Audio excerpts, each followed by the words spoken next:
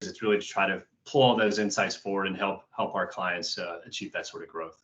So it's great to be here. Looking forward to the conversation. Thank you. I appreciate that, Brian. And I'll start with you since you are our last to be introduced. How is it that you usually define or describe sales versus marketing? Yeah, good question. I mean, it's probably the age-old conundrum where it's the two sides of the same coin. At least that's what we talk about, right? So we should be working together, and oftentimes there tends to be a little bit of some tension, which can be good at sometimes. But in general, we look at sales and marketing as two things. Try to simplify it in the sense that marketing is the way to frame up the value proposition and the messaging and the offer you have in the market to deliver whatever that value is to your client. Communicating that and then getting people to kind of raise their hand saying they're interested is all kind of what we believe is marketing, top of funnel, middle funnel, et cetera. But once somebody kind of raises their hand and acknowledges their interest, however that is, whether it's digital, whether it's face-to-face or through a referral, then we think that kind of sales takes over. And what we mean by that is if you have a professional sales organization or you have a professional individual inside your organization, that's when that handoff should be seamless and occur. And through the rest of the funnel or the rest of the experience, the customer journey is a term we use a lot. That's when sales should take over and hopefully complete that process, acquire that opportunity to work with that new prospect and client, and then hopefully over time continue to have that person as a client. So it's definitely a handoff, definitely a nice dance when people are working together, and we're certainly proud of the fact that it's not easy to do, but when it's done right, it's really successful. Yeah, I think that they go hand in hand, yet they are often very different. Krista, as a CRO, what is it that you advise your clients? How is it that you position sales versus marketing, and maybe on how it impacts depending on the size or scale of the business that you're working with?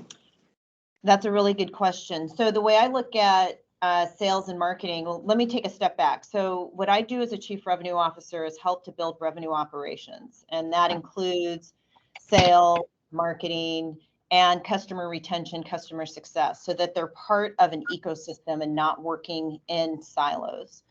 So how you would do that, depending on the size of the business, is, well, I guess it depends on the size of the business. I mean, if you're small and maybe you have one or two people, then it's easier to have that flow of communication. But to Brian's point, as the company starts to mature and get older, you really have to work harder to make sure that the sales and the marketing are having a continual conversation so that they don't get siloed. When I started my former company, Boutique Marketing, one of my value propositions was that I do marketing, but I carried a bag. So I had a very successful sales career. So I understand that interplay. And so for me, that's really important. Your marketing should be doing branding, but it should also be helping you to produce ROI and helping with those leads. So anyways, I hope that's clear. I got a lot in my head, Ashlee. I got a lot happening. So. And we want it all. So feel free. And if there's something that any of you feel like you would like to add on to another's response, absolutely feel free to do so as well. Dan, I'll go to you and then Eric next. But Dan, how have you observed sales and marketing evolve over recent years? Okay, so there's a lot to this because COVID just turned all of the digital channels up to 11. Absolutely. And so, businesses that had done really great things with events and trade shows and in-person events and such like that were all of a sudden required to learn a new skill set. And what that means is that everybody who is really an active marketer has had to adopt these digital funnels and uses of webinars and those sorts of things to do their online events in a way that was really uncomfortable for them. Some of them have got good at it, and they've now got the attention of people in a digital space that they didn't have before. Others are recognizing that people do like to get together in person and are going back towards events again. And what's real is that there's a blend between the two that needs to be our current state of mind.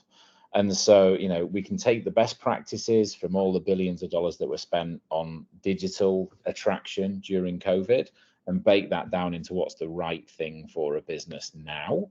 So what it really has meant, though, is that there's a lot more noise across all of the channels, right? Pick a social media channel, pick an email channel or a LinkedIn or whatever it is. There's a lot more noise, and I know you've all noticed it. So being as appropriate and as focused as you can in terms of your messaging and tightening up your ideal customer value proposition is more important than ever. And one other observation is that people are sticking a lot closer, especially businesses that are smaller, that don't have Super Bowl advertising budgets or anything like that. They're talking about their referral networks a lot more, right? More than ever. People are going, because there's more complexity, they're trying to keep it simpler by asking the person that they know and trust for a referral. And so if you're aware of those things, what we find is that businesses often aren't ready to do a big multi-channel marketing campaign to start with. So the crawl, the businesses that are just getting going, get really good at referral networks. Then the walk, they start figuring out one channel that can work really well for them for lead acquisition. And the run, they start doing multiple experiments to see what they can do. So there is a path out of it, but it did change a lot over the last few years for sure. Thank you for that. And then I'll post it to you, even with the website name having AI in it. I can imagine that plays an evolving change in recent years. But take this question as well, and I know that you know this room and channel very well. Talk to us a little bit more about how you feel the market has changed in sales and marketing recently. That's a great question, Ashlee. So, I guess let's ask our audience here. How many people today are using AI in some capacity in your sales process? Good. A lot of people raised their hands. Okay. Excuse me. Not everybody's on camera, so give maybe approximate count. Yeah, I would say at least half the room had their hand up there. So for those of you who aren't yet using it in your sales and marketing processes, time is definitely now to start, right? You can use this from the standpoint of having AI help you to create your statements of work, having it creating marketing content for you that you can be using to publish out there. There are a lot of potential ways that you can use the AI tools that are available for free out there right now and generate tools and resources for yourselves. So if you haven't started doing that, definitely the time to start doing that. That's it. Are there some guardrails and some security elements around all of those things that you should definitely look at? Absolutely. And that's a whole other topic for a whole other day that we can dive into. But I'd say, if you're not using those resources, time is now to get started on doing them because your competitors are, quite frankly. I'm out there, I'm using them. Lots of other folks are using them. And I know the competing big companies that are out there that all of us end up competing with, I guarantee you, they are all using them. So they know a tremendous amount and they consolidate a tremendous amount of information using those AI tools. They know a lot about the customers and potential customers, and they use that information to their benefit to be able to target and engage with the potential clients that are out there. So get started using those now. For me, I think it started with as simple as what is a question that's keeping you up at night? Bounce that one out there and see what comes back. And then you kind of learn how to interact in dialogue. And I've done it with non-technical family members. My sister-in-law looking to create a Girl Scout troop. It gave her the entire year of programming within seconds. And so whatever it is that you kind of had top of mind, it's an easy way to get started. So I think that was fantastic. Kind of as a rule of thumb, what percentage of revenue should an IT services firm allocate to sales and marketing? Ooh. This is a good one for the entire panel. I know, that's why I was thinking the name. I have my perspective, but I want to hear from Krista and the rest of the panel too. So I get this question a lot, and it's not just IT, it's really any organization. So you want to think of your spend for marketing as a percentage of your top line revenue.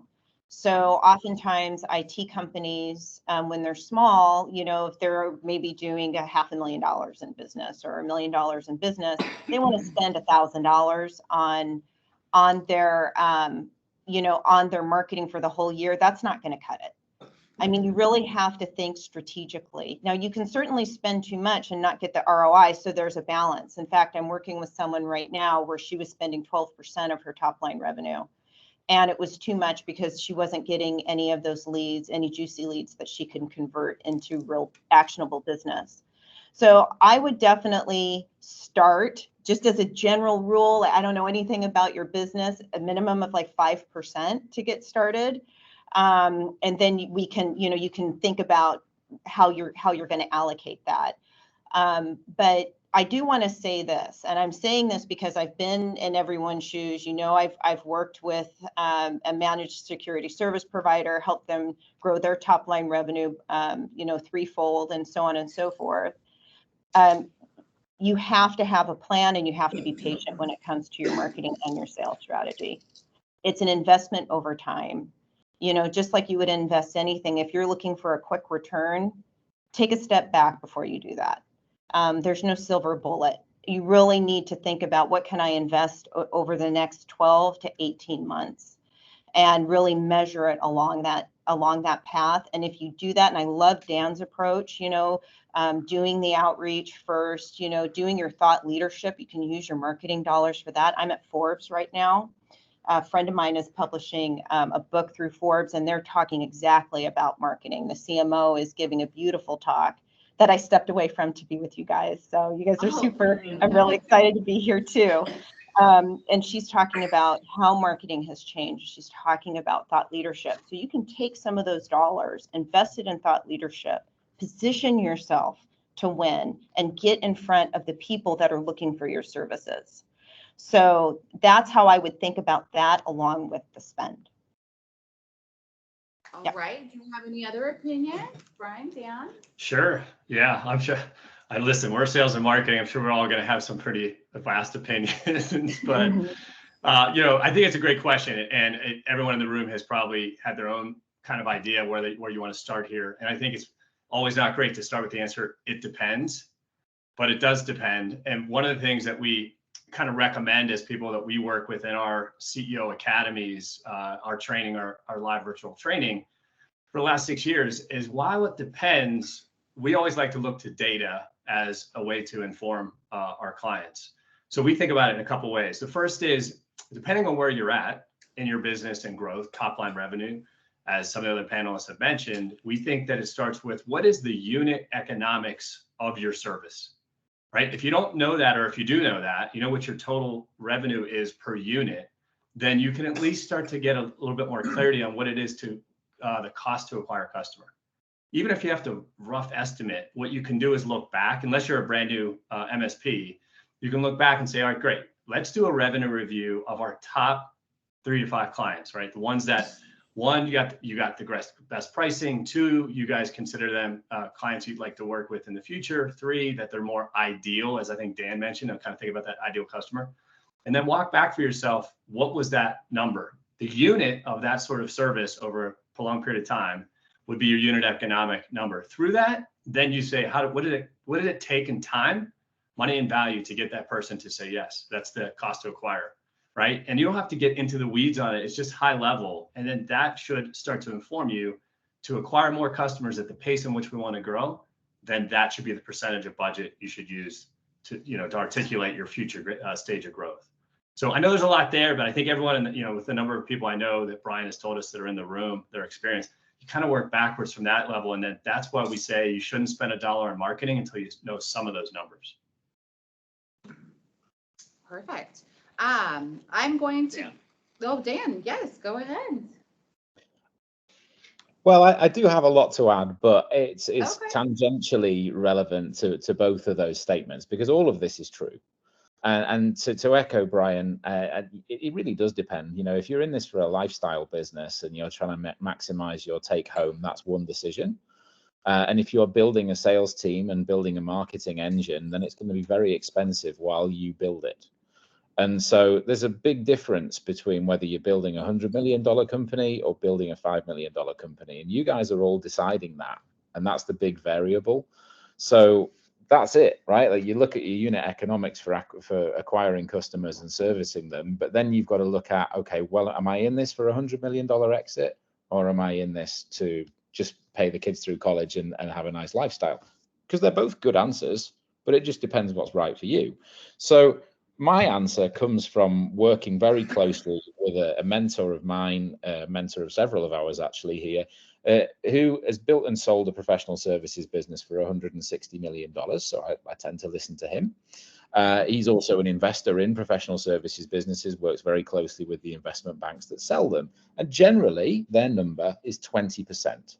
Sales and marketing should be 20% of revenue if you want to be growing the organization. And so that's where that number comes from. So if you're a $5 million company, you're spending $1 million on sales and marketing. Now, you're all going to be asking the question, is that new business or upsell business? We're talking about growth, right? So you're spending forward for where you want to go to. How you structure that and how you feel good about it depends on how confident you are with your strategy. And of course, that's something that comes from experience of setting those sorts of things up before.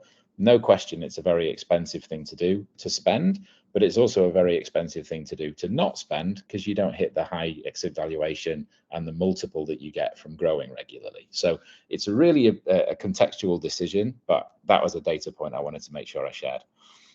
Like that. And Eric?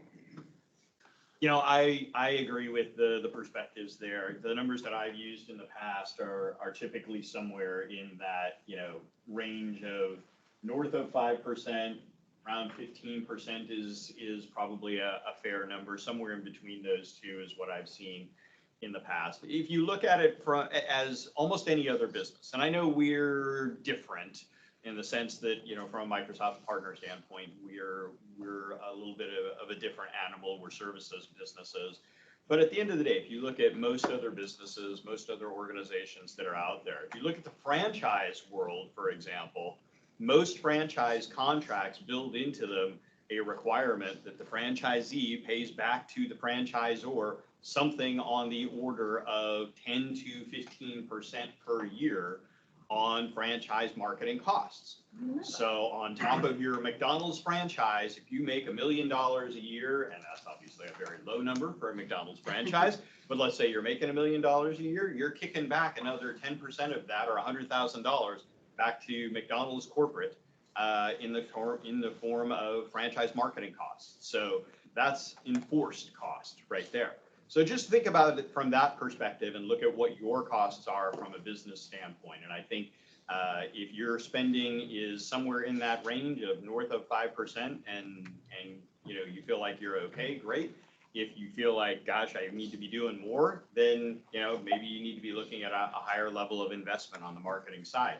At the end of the day, all of this is filling the top end of the funnel ideally. And that's part of where it goes back to some of the earlier comments about, you know, having metrics to take a look at what am I getting for my spend, which is absolutely another important element to all of this, because if you are making those investments, and especially if you're investing on the higher level, then you want to be able to get some metrics and take a look and see what am I getting out of this. Mm-hmm.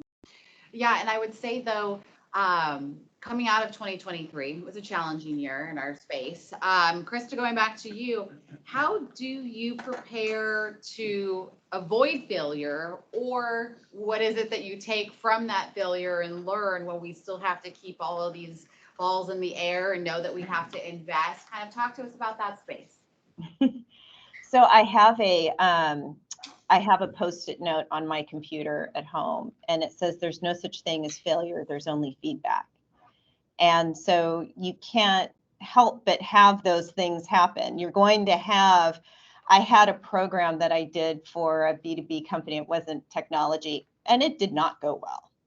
And the CEO looked at me and he goes, well, let's never do that again. You know, I mean, those things are just going to happen, and you get the feedback, and you want to look at the data, you want to look at what happened, and then you can learn from that. So I think it's a bad strategy to be overly cautious to avoid failure, knowing that I'm talking to people who are responsible for the uptime and the security of your clients, right? But when it comes to your sales and marketing, you're going to have to take some chances, and you're going to do things that may feel uncomfortable. And I tried that 5 years ago. But to Dan's point, everything has, the landscape has changed. You've changed, you've grown in your business. And so it might be worth it to relook at that program and take that information from the failure to plot a new path forward.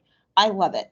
I love it when things go well. And I love it when things don't go well, because it's feedback. There. I like it.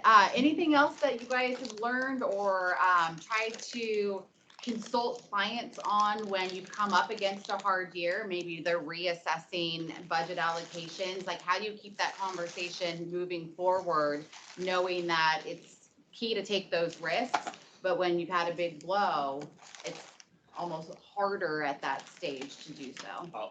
I'll tell you a mistake that I see a lot of small companies make. We're in a down economy right now. A lot of people are struggling. I'll share a story that goes back to a much earlier part of my career. But in 2010, I was hired in to become the sales manager for a Microsoft partner organization. Of course, this is coming right off the heels of the 2008-2009 recession. The partner organization that I was brought into at that point in time had completely shut down their sales and marketing, had let go of all of their sales staff during the recession, and completely stopped all of their marketing. When I came in, trying to get that spigot turned back on was exponentially harder, having had everything shut off, than it would have been if they had kept things going. So there is the temptation in a down economy like we are feeling right now to downsize, to shut things off, to stop your marketing. This is the time to do exactly the opposite of that. Double down on your marketing, invest in your sales. This is the time to do that, because it's really the only path that's going to be forward. You're only going to be able to sell and market your way out of this situation. Yeah, I'd love to add to that, but Eric, I think you illuminated probably the most critical mistake, right? Is that everyone retreats, or a lot of people retreat. I mean, even the economy shows that. But there is a philosophy we have here working with clients that are in like 500,000 to 10 million. That's kind of the spot of revenue of clients we work with. So in that sort of middle market, second stage of growth, the risk factor in making decisions that have mistakes is a little bit more painful, right? It's hard to come back from that. At least that's what we see. So what we say coming into a more focused environment where it's retreated, the economy wise, is to look back and say, if you missed your number, to do a little homework and analysis on where did you miss, but where could you reframe your value proposition to get more focused on who it is that you've had success with. It's even if it's a half a dozen clients, that's your business is always teaching you something, and your ability to learn from it is probably the most critical thing we try to reinforce with our clients, right? So provide an opportunity to look back, pause, think about where those wins were, and then refocus your energies, efforts, time, energy, and resources in a market or in a particular channel that you had success. And why that's so important is because when the rest of the noise of that market the volume starts to turn down, the competition shuts off, you're turning up their volume, as Eric has mentioned. We agree with that. And then doing it in a more focused effort, you're likely going to see better return. And more importantly, you're going to see better ability to execute on the projects that you guys win. And I want to add one more thing to that. Going back to everything we've talked about with the data and what Eric just mentioned is, think about how long your sales cycle is. If you have a long sales cycle and you stop investing, it takes time to fill that funnel. Everybody's talking about the top of the funnel. Sometimes I think we get too ingrained in our acronyms and everything, but you want those leads. And if it takes you 10, 12, 18 months to close a big deal and you stop doing your marketing, I feel Eric's pain when he said he had to get back on there and turn that spigot on. That's a heavy lift. And so, think about, you're thinking strategically and not from a place of reaction.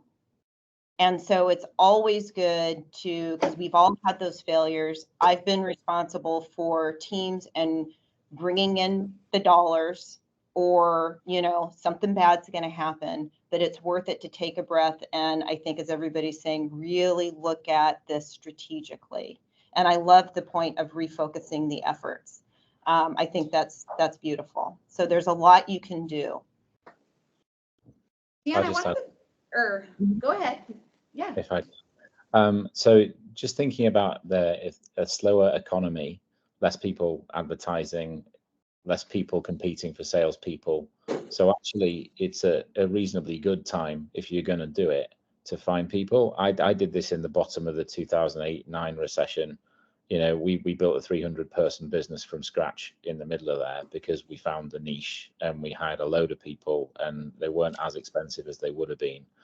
You know, and I've done it since with businesses that got smacked by COVID and had to change their market focus. You know, a little bit of momentum was there. They just focused on what was working, stopped doing everything that wasn't, and got a lot more return from the small team that they did have. And also just a note of empathy for Eric. I've been there too, buddy, with turning off the sales. I went into a neuroscience research business that had just been off fundraising. They'd stopped selling for 10 months and then brought me in to help them rejuvenate it. And it was hard because they were going for Fortune 500 clients, had no momentum. So don't ever stop. Just think about your direction and adjust a little bit. Great point. I'll kick this to you, Brian, but it kind of goes off of what Dan said about investing maybe in talent and people. What is it that CEOs or business owners should be thinking about when they are looking to bring on that salesperson or even a team for the first time? Yeah. Oh boy. How do you answer that in 90 seconds? I think a lot of us in the room, if you've already made this decision, good for you. If you did it with having the first person you hired to take over from you, the founder and CEO, to kind of handle the business development or the revenue engine, then you're an elite group because it's really hard to do that. However, if you're like myself and maybe some of the other panelists where you've watched clients or even done it yourself by hiring somebody to take over for you and watched it kind of unfold and unravel, and the pain from the dollars you spend and the energy, like the leads aren't coming in and we can't close the deal, like it just gets worse and worse, the tension, the doors keep closing on you, then what I'll say to you next hopefully will be enlightening, which is we have had this happen so many times as clients have come to us with that being the history.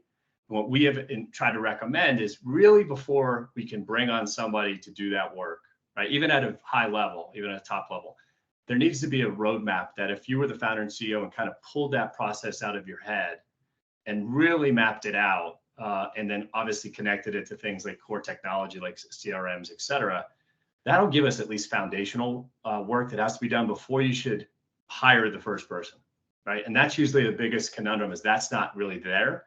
And there's this miracle of like, we're going to hire a savior and they're going to come in and kind of help us get there. So know that that's a problem that's exists in a lot of companies of this size. The second is, if you do have some of that process in place, then you're looking at somebody's of the skill level and knowledge you get to hire that can take what it is that you've created to this point in the growth of the company and feel like they can be coachable and follow that sort of path and pattern, but obviously optimize it, right? Take what you built and make it better. And so it's what you look for in that skill set is different than just hiring somebody with a sales pedigree. So that's probably a bit of what we think about. There's a lot there, more that we believe, but I think that's at least a starting point. Very nice. Dan, how have you designed partner programs for your past clients? And tell us a little bit about the scope and what that looked like and if there were any blind spots at all. Sure. So I've done this in service businesses and in software companies, and there is certainly a roadmap to it. So I prepared actually a screenshot that I can share with everybody. So can you guys see this all right?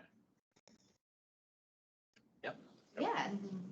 Yeah, okay, good. So ultimately what we want to look at is this.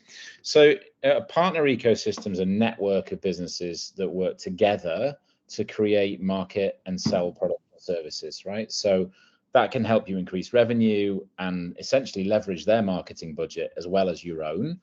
And so first of all, as we've just been talking about, getting really clear on the ideal customer and the goals and the objectives and what you want to invest in it is really key. But also being really realistic that not all partnerships are going to work. So, you know, some partnerships are more productive than others. Sorry, I'll make this a bit bigger if it's easier to see. Hang on one sec. just recognize we're on a big screen here. You know, you've got to be able to compromise because you're going into business really with another business owner to try and do business development together. So, you know, no two companies are exactly alike in the way they want to try and produce things, but there will be times where you need to compromise in order to make that work. So the more transparent you can be and the more candid you can be, we've found it to be the better. And also, like all of these sales and marketing methodologies, it is going to take time to build a successful partnership. So, you know, for example, if you're working a 12 to 18 month cycle to win a large deal, maybe just because you're working with a partner on it doesn't necessarily mean that's going to be any shorter, but it might mean that your conversion rate's a little bit higher if they're referring you into their existing client, for example, or maybe you can save some of the timing on it because they've brought you in at a more opportune time.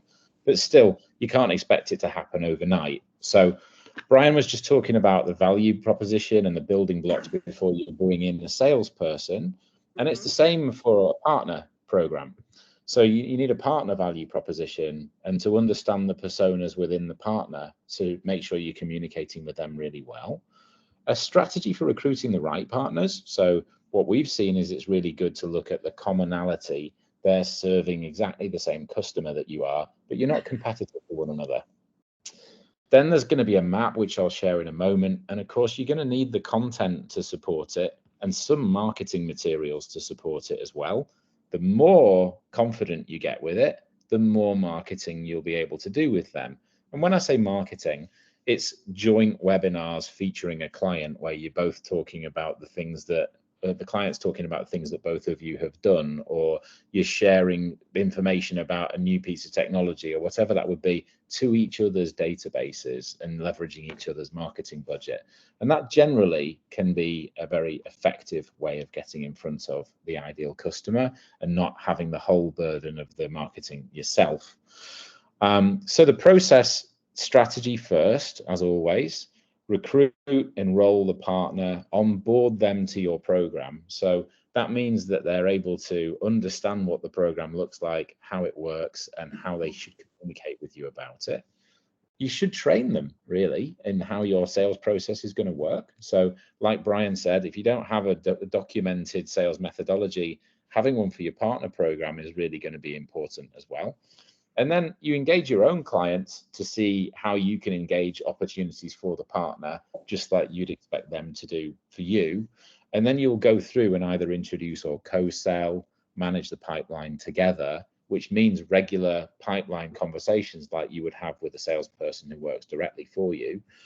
And then the reward and the revenue share, the measure and the optimize. So I wanted to pause though and see, because this community and collective, this is a big piece of what we look to do. And so virtually as well as in the room, how many people have partnered with others from IAMCP specifically? Let's start within this group. So we've got almost everyone in the room, and we're looking virtually. We've got our hands raised there as well.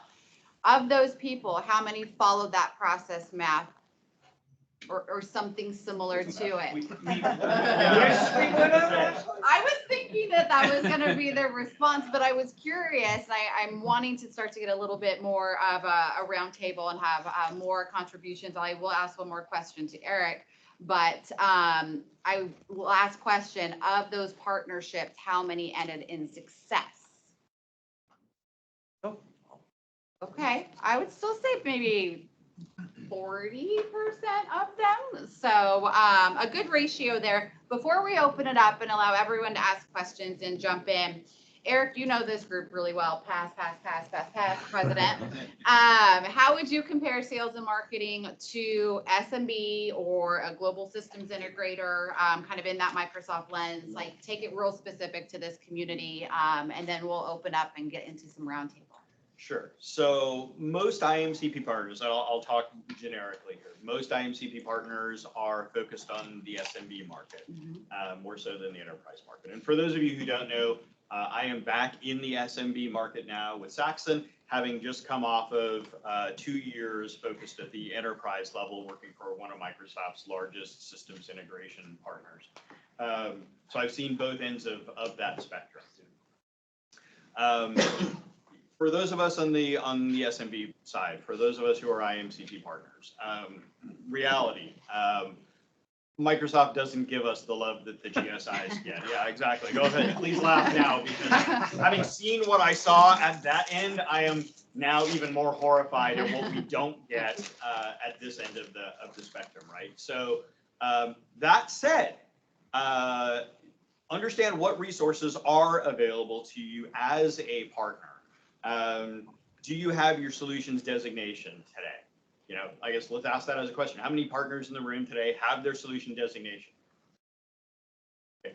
Small boy. How many people know what a solution designation is today? You need help. Okay, right. I was going to say there are some people in this room who can definitely help you because, yeah, this is an important thing. Microsoft changed from the old gold, silver competencies to solution designations. Those solution designations then derive what resources you potentially have available to you.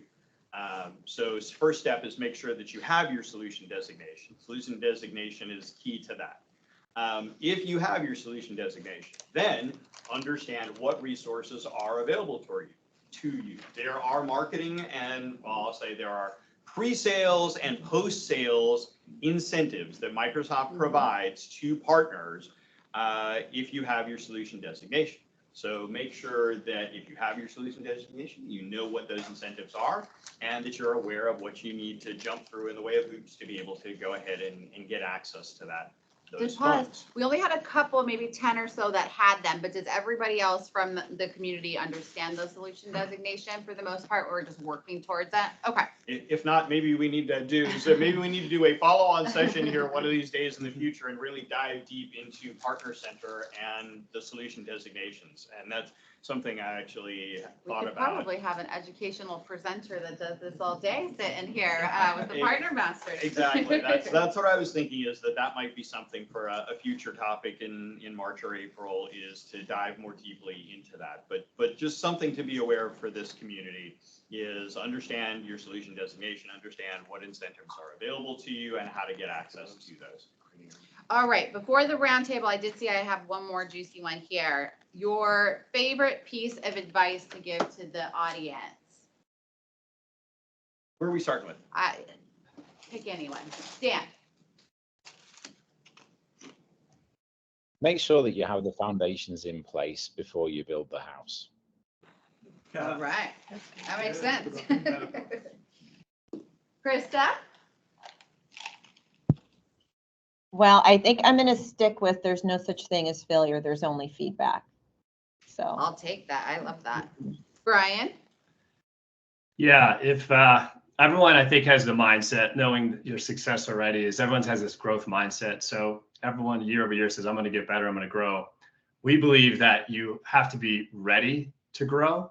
And that's that piece about, are you sure you're ready? And if so, let's make sure you have the right pieces in place. And we kind of have some tools that help people kind of double check before they go turn on the gas or turn on the spigot of finances and dollars to invest in growth. So it's a critical part. Are you ready? Are you ready for growth?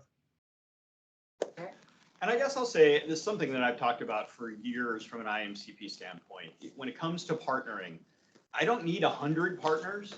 I need a handful of really good partners, right? I used to joke that what I was trying to create was my Avengers squad, right? If I'm a Dynamics partner in the BizApps world, then what I need is a good security partner. I need a good managed work teams partner, somebody who can do good Azure work. There's a small handful of partners that I really need to be able to be effective and be able to deliver effectively everything that client might need in the way of a Microsoft solution, right? I do a tiny little piece of it. Figure out what your tiny piece of it is, and then start to figure out what are the other pieces around that. And I think you'll ultimately be, and I've certainly found this to be true, much more successful if you stay in your lane and you are good at what you do, and then bring in other partners who are good at what they do. Partner with them. I've told and I've done IAMCP presentations for the entire global audience on this, where I've done an example where I had a client a number of years ago where this is exactly what we did. We came in and we did dynamics work for that particular client. But we brought in Brian and the SSG team to do some ERP work for us. We brought in another partner to do some Teams work for that client, another partner to do some Azure work for that client. Ultimately, the client and the CIO were super, super happy because these were all great resources that we brought into them, and they didn't have to go anywhere else to get everything that they were looking for. But at the end of the day, we brought 5 different partner organizations in to serve that particular client. It's a perfect example of the way that this community can band together to serve the needs of a good-sized client. This was a $3 billion company at the time. Well, and it also keeps it in-house where you're not having somebody that's introduced to carry the Azure load that now is trying to push you out and introduce their Dynamics partner. So I think that's great. That's exactly And your right. customers will love you, by the Yes, way. Don't make it get, don't think, well, I'm supposed to know everything. They love it when they know that their trusted advisor has a deep bench of trusted advisors to pull from. They really Love don't that. want to go out and look for 10,000 people to help them solve their problems. Absolutely. Okay, so questions now. Open to also on our virtual. Brian, can you maybe watch the chat for me, please? See, Tushar's got his hand up already. First there, and then Jared. It was a great presentation. Thanks, Ashlee, for putting it together. As I was listening, everyone, very valuable views. A lot of questions popped up, which I've now drilled down to just 3 questions, if I may. Okay. All right. So first question is, now that conferences are coming up and opened up, as you know, in conference, everybody meets hundreds of people. Do you have any suggestions on make sticking connections, which can then reach out to and get a response? So how to make those initial introductions turn into more, I guess I'll say, it's more sticky relationships that become. How do you stand out? How are you memorable? Especially at a conference. When Where it's, yes. Well, I would say the first of that is follow up, right? The biggest challenge and the biggest drop off for many people is I meet you at a conference, right? And then we have a good conversation over some coffee, and then I forget about our conversation and we never ever speak again. So step number 1 is make sure when you get those cards, when you swap those cards, take some notes and make sure you follow up with those people when you get done from the conference. Set up a follow-up meeting or a follow-up coffee, or if you can in person. If not, do it virtually. Yeah. Can I dive in? The other ideas on how to be memorable in a room or conference stadium? I was just going to say, before a conference or an event or a trade show, I've always considered that having a before strategy, a during strategy, and an after strategy is actually the play. Because if you just show up and leave it to chance to the people who are going to be there, you're going to have less results than if you proactively reach out to people who you think are going to be there, ask them if they are going to be there, gives you a reason to reach out to them, book a meeting with them at the conference, let's catch up for a coffee, something like that, make that coffee happen, and then after that, follow up with them. That's really the play. And whether you're going as a person with a deck of business cards or a person or a team that's going to sponsor either an exhibition stand or a speaking event or whatever you're doing, if you don't have all 3 of those parts done, then you're not going to get the same return from any conference type investment. So I would suggest to package it more fully. I like that. And I think kind of going back to what Eric was saying, right? And Dan, you don't need 1,000 people necessarily.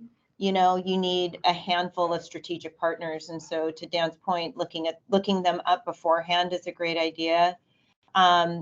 My secret to success really is listening really well. And I don't know if anybody's ever heard of a book called The Go-Giver. It's like super short. You can read it in an hour and a half. Yeah. Great book. Being a really good, everybody's saying, being a good listener, I want to hear from the person I'm talking to, because either I can help them solve their problem or I know someone that can. And I'm interested in building long-term relationships, not just trying to sell my not just trying to make my number. So I think if you go being authentic and with a plan and bringing your authentic self and being a good listener and being inquisitive, you're going to be amazed at how many people remember you. Yeah, I meant not to get too repetitive, but to maybe break it down into more of a tactical kind of where Dan was going. I think everyone's alluding to this, but I'll say it in a different way.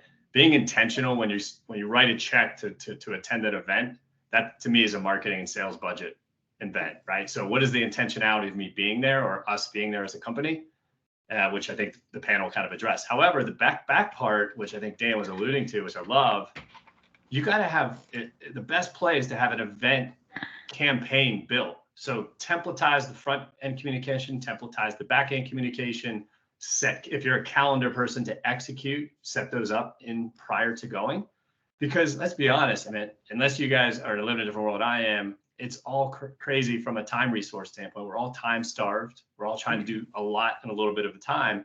What really makes those stand out is all the processes built behind the work that you start to do. Is set all that up. It doesn't have to be perfect. It's a couple core components. And then you're hitting a button to execute and you're holding yourself accountable to do it. I think, Eric mentioned that as a follow-up. I think that really starts to set you up to when you do go to X conference, then you can execute that playbook. Thank you. All right, part two, Tushar, what's next? I think Jared put his hand down, so. Well, I can actually add on to that last one real quick. Okay, Go to number 2. So Tushar, there's a handful of these structured MSP communities in the US where they actually facilitate you building these relationships with other partners like you all over the country and really kind of walk you through the relationship of how can you mature your business to have all this guidance and guidelines. Okay. So I can tell you which ones they are. ConnectWise Evolve is probably the most well-known one, but it's expensive. So there's 4 other ones that you might want to look into as well, but Okay. it's doable. Okay. Thank you. If you want to invest. there's that investment. Before I go to this second question, what was that book, Go Giver? The Go-Giver. Yeah, Go Giver. That's part of the community. They force you to read that book. Day one. Second question is, how do you, or what are your feelings about building sales and marketing team in-house versus outsourcing it? Your experiences, pros and cons. That's a tough one. So just for volume purposes, I'm not sure if you guys all captured, but outsourcing it versus keeping it in-house. I have, Yeah. Go yeah. for it. It depends. So a lot of companies, small businesses in particular, will make a tactical error and assuming that their digital marketing company that they just paid $10,000 to is going to wave their magic wand and poof, things are going to show up. And you need someone in-house that's going to help to oversee and monitor and manage those campaigns with that outsourced organization. With that said, I've worked with companies where they get to a place where outsourcing is no longer effective and they have to bring that in-house, and I've helped them build those marketing teams in-house. But that's like if you're maybe at $50 or $60 million in revenue, you might want to think about having an in-house marketing team. But at any stage of your growth, in my opinion, you need someone that can at least work with that person. And then I'll leave the sales up to the gentleman here, so to talk about, but that's my opinion on the marketing. Thank you. Mm-hmm. Any thoughts? Yeah, I mean, I'll weigh in. I think, as we talked before, it depends on the size of the organization and what your growth goals are.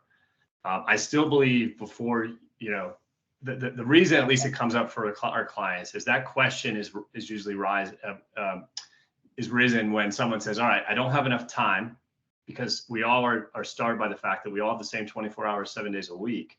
And if I'm going to take some of that time back, so let's say it's 10 hours a week, you're focused on marketing or some form of marketing, and I'm going to then place it in the hands of somebody else, the idea is to be as clear as possible about what those 10 hours of work you were doing, right? Because you're transferring that to then give you back time, which would hopefully put you in a place to do more of what you're great at or more of what you want to do to help grow the business.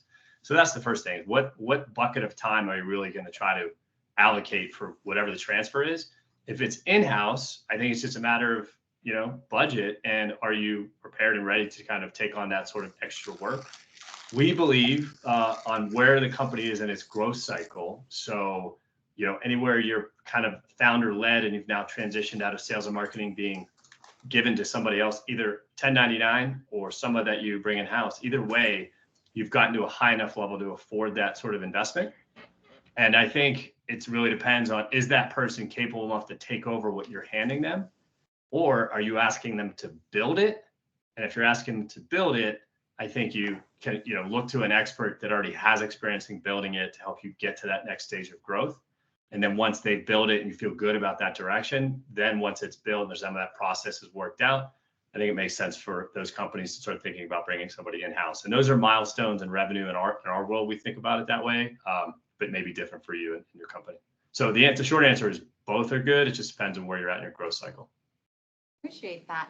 We're kind of at the top of the hour, I know, but I see a couple hands still, and I know Tushar had 0.3. Yes, Brian? Okay, so I think we should switch to something else just for sake of time. Yeah. To respect Tushar. Yep. Maybe let him ask his last question, and then I have a slide from Krista and a slide from Brian to show. Perfect. Last one. Is it a quick one? Quick one. Questions are quick, answers take.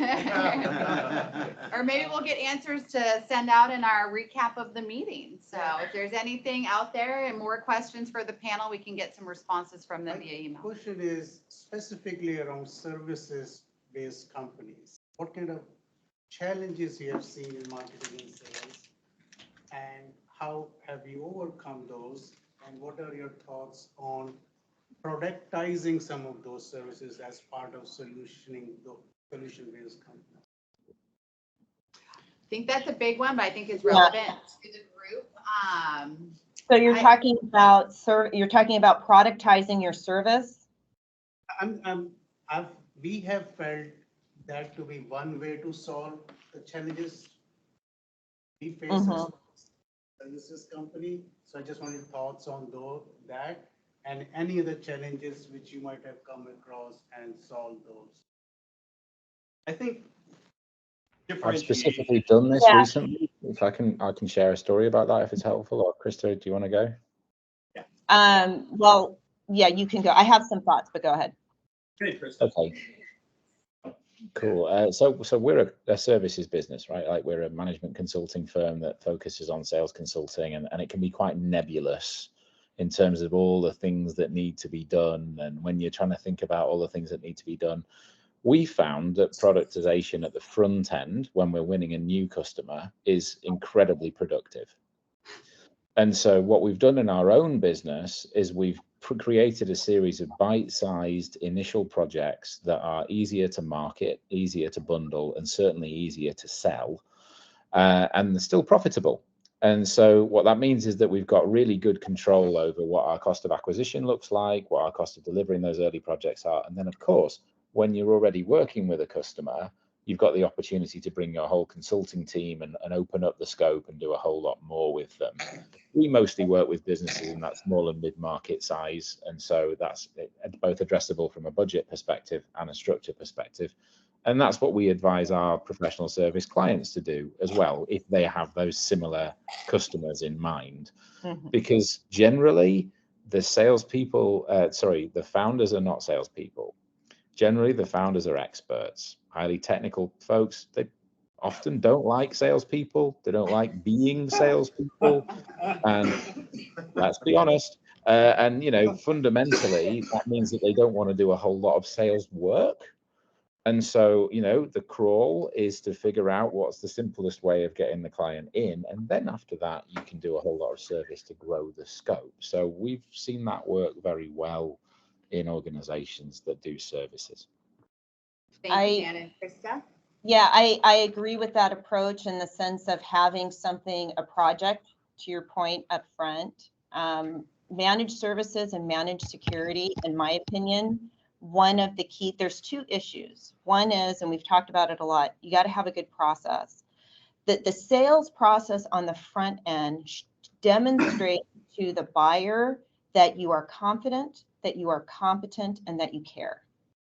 If you have a terrible process, you email them, you don't get back to them when you say you're going to do, your process is broken, you're going to have a really hard time convincing them that you can manage their network and keep them up 24/7. So I would think about both of those things. What can we do that's an easy toe in so that we can build trust? Because as all of you know, it's really, you're asking for a 1, 2, 3-year contract. They're going to be investing a lot of time, money, and energy with your organization. So you really need to do your due diligence up front, in my opinion. That's how I've won business. Perfect, very nice. You mentioned that we have the offers. Stay with me for one moment. Let me take presenter and see if I can get the. So as Brian puts up the offers from our panelists, thank you everybody for your participation. Thank all of you for the 4 of you for joining us today. It looks like first we've got Krista. Go ahead and take us through your slide here. We'll pop to the next one. Yeah, that looked totally different when I sent it to you. So it's fine. If you want to talk about your sales and marketing pain points, give me a call, or you can message me at Krista@helpyouggrowcro for just a strategy session. We'll just sit down and talk about what some challenges are and see if I can help you with that. So really easy. And thank you so much for having me, you guys. This was really, really fun, and to be on a panel with, such amazing people, obviously, and very talented and just wonderful. So thank you. Thank you for coming back to our community. We appreciate you joining again. Who do we have next? Okay, Brian. Yeah. Hey, I'll just echo the comments. Thanks, Ashlee. Thanks to the panel, other panel guests here, and all of you in the room and virtually. It was a pleasure to meet you. And Brian, thanks for the invite. So look forward to staying connected with you. What you see there on a slide is a QR code. If you have your phone and you want it, or you're online, feel free to just kind of show that within your QR code. What it is a growth readiness score assessment. We built it for the whole caveat of having the conversation we're having with all of you, with many other clients. It gives you a chance within 5 minutes to see your score on are you ready for the growth that you want in your organization? And you get a 6 to 8 page review of that in your inbox within 5 minutes. Free, no charge, no obligation. I'll hit up Brian and Uma for maybe a sandwich or dinner somewhere. But ultimately, it's free. We just want to add value. So hopefully there's something there for you. To Krista's point, if there's something we want to do to connect, we're happy to help. Much appreciated.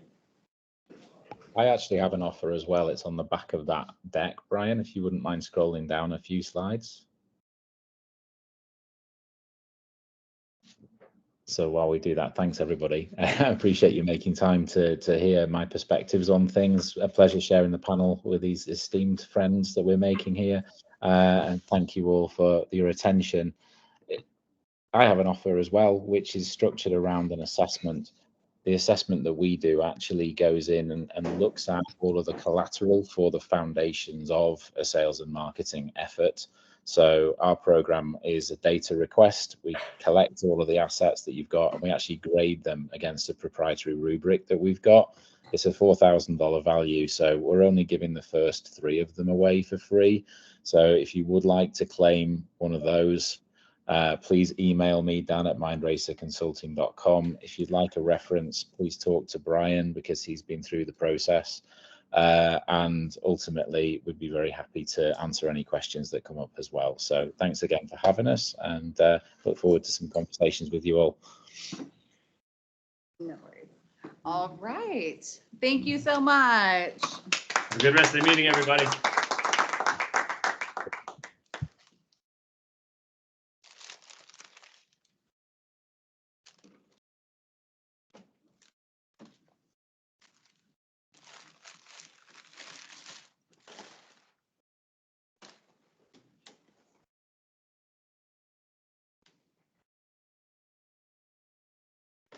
thank you, Ashlee, Eric, and our remote panel. I found that really quite nice. Anybody else? Anybody learn something today? At least one thing. Those guys are pretty well put down. Yeah, I think it was a great connection, great group to connect with, and thank you, Ashlee and Brian, for coordinating the. So we have a little bit more business to go over, and then an opportunity to kind of get better acquainted with each other. So let's kind of go through what's next. Manish, would you like to announce our new board for 2024? On the spot. So for those of you that may not be aware, if you're a guest today, or if you've not been part of our organization on a day-to-day basis, we have a board that works on an annual basis, elected by our membership for year. And so we just went through that process. If you might have seen election request, and Manish was the one that was heading that up as the past president. Manish, maybe over here, I think we can get the camera a little better from the middle. If you want to kind of give everybody an update. Yes, so thanks everyone for nominating your favorite candidates. Waiting for them. And sixth position, president, vice president, secretary, treasurer, director at large 1, and director at large 2. So we had 5 uncontested position, and for the president it was Brian Noma.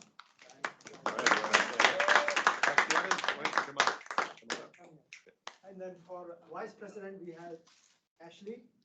And for secretary we had Scott.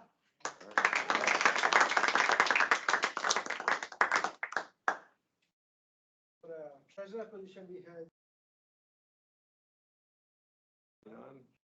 Here. Okay. So she's missing.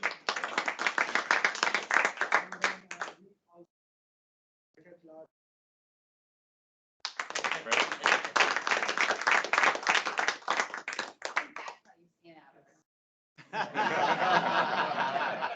Nice work, Fred. Good choice And, for wardrobe. we have one position is still the votes getting counted, so we'll announce via email. Sorry about that delay, and but we were hoping that will be done by as of yesterday on the vote counting and all. So I apologize for that delay, but soon you will get the email on that. You want to say who the 2 are so everyone knows? Yeah, so Mario is one of the contestant, and then we have Roman. Roman, can you come on video real quick? Roman as Say well hello. on the Hi. Hey, Roman. contestant. So we'll have the result coming on that soon. So yes, congratulations. So there to is the- one very important transition that you have yet to say. So Manish, for those that were not aware, was the president for 2 seasons. 4 years ago. Started 4 years ago? Yes. 3 years ago, 2 2020. years ago? Yes. The baton was passed to me. And now I'm the past president, so that's like a little handoff, which means that technically you're not officially on the board, which is really sad because we're gonna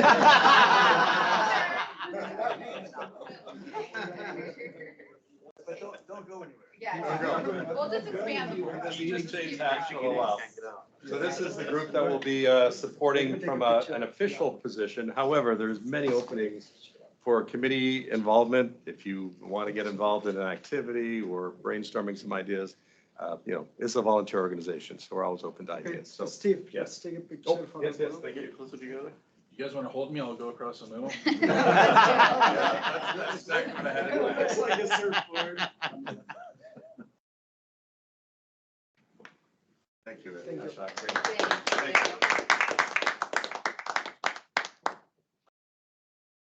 That's kind of an important thing, right? A little milestone activity. So Brian, thank you so much for being willing to take the handoff, the baton, and look forward to your leadership this year. So, thank you.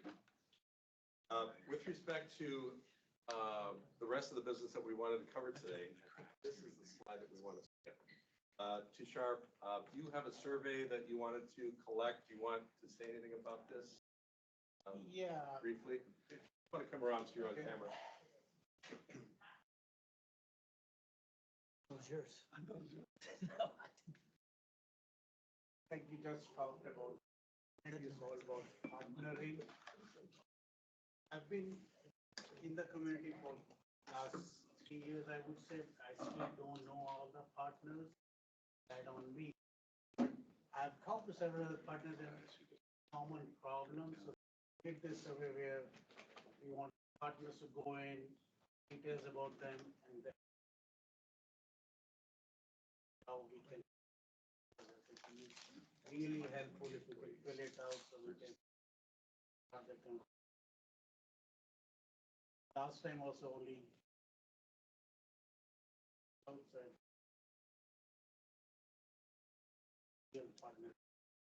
Want to put a timeline on this, Tushar? Are you looking for feedback by the end of February or 30 I think days? this will be ongoing. Yeah, okay. Continue to do it because new partners come in and. Right, but as far as the audience here today, we Do can it give it in away. 5 minutes. Okay. Yeah, take a picture, QR code it, put it on your to-do list for this week or this weekend while you're watching your favorite sports teams doing what they're doing. Okay. Great, Tushar. Thanks so much for putting this together. I think you'll find this an opportunity to give us constructive feedback and ideas that you think will help you get more out of the chapter and out of your experience. Oh, sorry. I'll go back on the slide. Do you need it still? Anybody still need it? We're good? I'll bring this up, and I think Ashlee, you're coming up soon on the next slide. SMB Tech Fest is an event that Dave Seibert, who runs this organization, has made available to us as a membership benefit. So if you have yet to attend one of these, I strongly encourage you to look at one of these dates, the 8th or the 9th.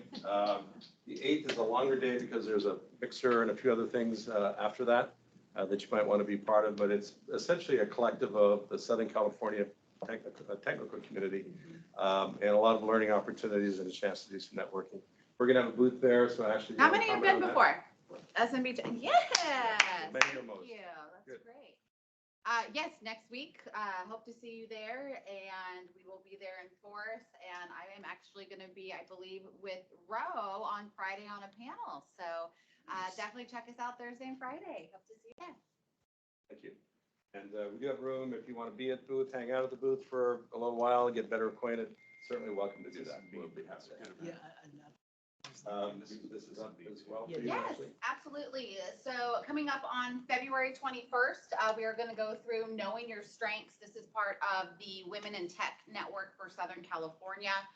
The WIT Network, we have our own chapter here, and we do meet every month. This month, we are actually going to have Tanya take us through Knowing Your Strengths. Sometimes what we're good at is not necessarily what we want to be doing. And so it's kind of how do you know your strengths, know your passions, and you find something that's going to really give you value and fulfillment in both of those spaces. And then really exciting for March, we are not going to have our typical chapter meeting. We are going to instead do a mixer on the 12th at Gamecraft in Laguna Hills. And it is going to be co-branded with the WIT Network. So we typically have about 20 to 30 that attend both groups. I thought, why not bring everybody together in the IT space and have a chance at larger partnering and networking, and more details to come, but that will be on March 12th at Laguna Hills Gamecraft, and hope to see you all there. Great, Ashlee. Thanks for putting that together and including us. Yep. We did get confirmed. So April, we are back at the Microsoft Technology Center as well as in June. So we've got February here. We are going to do the Gamecraft in March, April. We'll figure out May and then see you back at the Microsoft Technology Center in June. So that's going to be the recurring, the meeting cycles that we're looking at on those even months back at the Microsoft Technology Center. Big thanks to Helene Cohen for being our sponsor and getting us signed up for the room. And yeah, more to come on presentations and topics. Great. Thank you, Ashlee. If there's anything else, do you want to touch on any of these topics, or do you want me to take No, I'll come back for golf though. Okay. I think is in a Have a few seat. slides. We have the panel seats over here. I want salad. Eat some salad. And also on your survey, we'll have a little survey at the end. Please let us know lunch-wise how we're doing. So we keep kind of trying different things. And Ashlee and I discovered that the salad choices that we have are actually pretty good. If you want more of that, we can definitely help you. For those of you that have friends in Microsoft or are a Microsoft direct employee or had been, IAMCP has an opportunity for you to get involved without necessarily the normal, traditional membership methodology. So if you want to pass this QR code along to anybody that you think is in transition and wants to stay connected with the Microsoft community through this partner organization, this might be a great way to connect them and get them on their next journey or their next transition. Okay, That was so fast. that's you. Sorry, That Ashlee. was fast. I was That's trying to okay. help transition. I'll eat during yours, Carl. So lots of exciting stuff going on. Happy to be up here again. And this is the 15th anniversary of IAMCP SoCal, not the golf tournament, but the actual chapter. And so we're really excited and putting a lot of energy and effort. How many here have been to a golf tournament for us in the past? Oh, we need more in this group, so we'll get you to sign up today. But big thanks to Justin Slagle, Matt Sosman, Mario, and the Partner Masters. They are our title sponsor. The check is sitting in front of our new president, and we're really excited to have them steward what the overall event is going to look like. We are going bigger and better than ever. Thank you to Michelle Hollis, who has been previously running golf and helping to support, as well as everyone in the committee that has been helping all along. We did go through, and our two charities of choice are going to be Ronald McDonald House of Orange County, as well as the Breezy Foundation. We've been connected with both for some time, but now in official capacity. And both wonderful charities are giving us a lot of exposure through marketing opportunities. We're going to have an opportunity to be at the golf tournament. Yeah. You share what they do with the organization? Yes, so Ronald McDonald House is kind of a home away from home for those that have kids that are having horrific medical things going on. So it's near Chalk Hospital, and it's kind of a transition area. They're under construction and growing, and they've given us a lot of support. They have communities everywhere, but we're specifically focused on Orange County. And Breezy is a youth center up in the Los Angeles downtown area. Most all of the at-risk youth in that area go through that program, and they end up actually working as board members and getting professional careers. And it's a wonderful cause that we have supported specifically through their holiday Feliz en la Barrio event, where we give out meals and things like that. This tournament will be able to fund 2024's entire give back at the holidays for the companies there. So we'll have some marketing and more coming. A little bit on the schedule of events. So it is 10:30 registration with a 12:30 shotgun. We're not doing a full banquet dinner. We're going to do drinks and appetizers and just celebrate and have some fun. On the next slide, though, we do need sponsors. We have our title sponsor, which is amazing, but our gold and silver are still available. We also have the meeting with the foursome, which is if you're interested in presenting and being able to pitch to us what you do and to get more partnering opportunities. It also includes golf. Or if you just want to support the charity or get your name out on a green, and budgets aren't as large, but these are all available on the IAMCP Golf webpage. Definitely let me know if you're interested. It's going to be an amazing event. And on the last slide, you should have gotten the email yesterday, and there will be another one going out early February. But our title sponsor is giving an amazing offer to anybody that signs up for golf through the IAMCP Golf website. It's a $600 value, and it gets you into the Partner Masters community. So talking about learning about solution designation and how to partner and get those co-op and incentive dollars from Microsoft. Boom, right there, register for golf, and it's at your fingertips. Tushar? I got the email, it was great, but not everybody may know what TPM means, so that might be helpful. TPM. Can elaborate? Where does, Third bullet down. oh, okay. Good feedback. So the Partner Masters has a community, and they're making that open to anybody that wants to be part of it. Is it They normally have a TPM? subscription No. for it, but they're offering 6 months of that subscription as one of the benefits of signing up for golf. So you can, we can talk about it, Tushar, if you need to know more about it. For sure. Yep, so this is basically one user per golfer and all the other offerings, but yes, I can give that feedback. That's their acronym instead of the Partner Masters on everything is TPM. Cool. I think that maybe. I have one pitch that I want to add to what Ashlee so eloquently shared. Go ahead. If you are a golfer or have a friend or a family member who's a golfer and you haven't hung out in a while, It's a great way to get a few people on the golf course together. If you are a small partner and you don't have the budget for a larger sponsorship connection, but you want to play golf with a friend or two or a client or two, do it. I did last year, and I had the greatest time.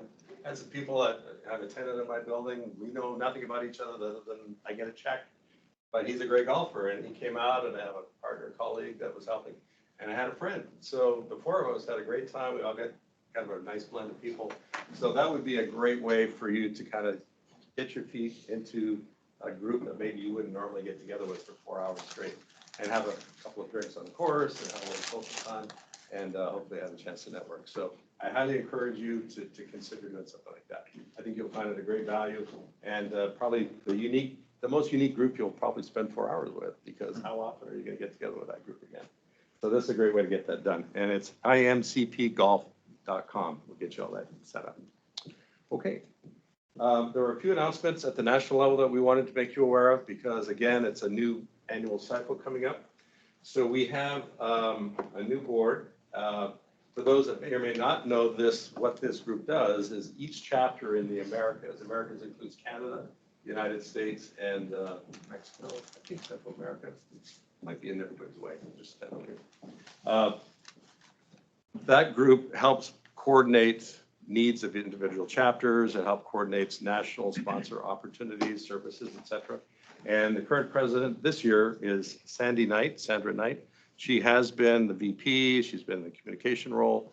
She has been VP at the international level, so she brings a lot of value, and was instrumental working with Eddie Bader, for those that might know Eddie, as his lieutenant, essentially helping to manage a lot of things that were new initiatives this year. And So- the first woman. Official first woman president of IAMCP Americas. So I Steve, where's Sandy based? Is she?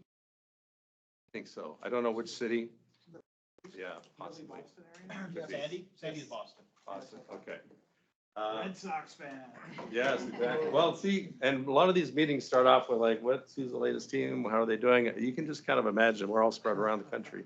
Everybody has a slightly different opinion on who the best team is, right? Do that. The vice president this year is AJ Ansari. So AJ's been in the Houston area as an IAMCP chapter president for quite a number of years. He brings a lot of background in the dynamic space, has a very clear vision for how he thinks the Americas can support the chapters more effectively. So you'll hear more from the initiatives that he's bringing to the table. Will Walker is our incumbent treasurer and will continue to help manage the funds that the Americas collects through membership fees and other fundraising that are done. And he also supports the individual chapters to make sure that we're in compliance with good practices for our financial management. Frank Butaro handles the secretary role. This, I believe, is the second year in that. And as a secretary, there's a lot of documentation and management that goes along with that. And he's done a great job. And for those that have met Eddie Bader, he will continue to be involved, but is in a past president role and helping where he can to transition smoothly. So thank you to all those volunteers helping out. And hopefully you'll get a chance to reach out to them individually if you'd like to. For those that are fairly new to the organization or you were not aware, there are a number of member benefits just generally as being an IAMCP member, other than coming in or hanging out, having lunch with us, getting to meet friends. These are some specific business tools that you can use to leverage your opportunities. The QR code, I think, still works, so feel free to use that to get a little bit more information about it. Yeah, I'm not sure where I got that one, but No internet Chrome does. yeah. If it works, I don't mind. I think I might have put that one out there. And we're very fortunate to have So our friend Carl. one of the perks. Why don't you come up here and tell us about it? Yes. You have a few minutes, Well, you can keep eating your First of all, Carl, let me shake your hand. Yes, I've never got a nice to chance do meet that in you. person. So tell us a little bit more about clip training and. So hi, guys. Nice to meet all of you in person. Fred, you and I have had so many emails over the past day. So we've been involved with IAMCP all over the world for about 3 years now. Probably have maybe 50 or 60, I think, by now, Okay. members that have joined our partner program. So for those of you that haven't heard of us or don't know who clip training is, it's a really easy explanation. We have pre-recorded how-to training videos that cover everything to do with Microsoft. 100%. Just in Microsoft training alone, we have over 6,000 videos. Outlook, Teams, now Copilot. We're the first ones to come out with 2 hours of Copilot training. All of our training, though, is short clips, micro learning, which is the way people want to learn today.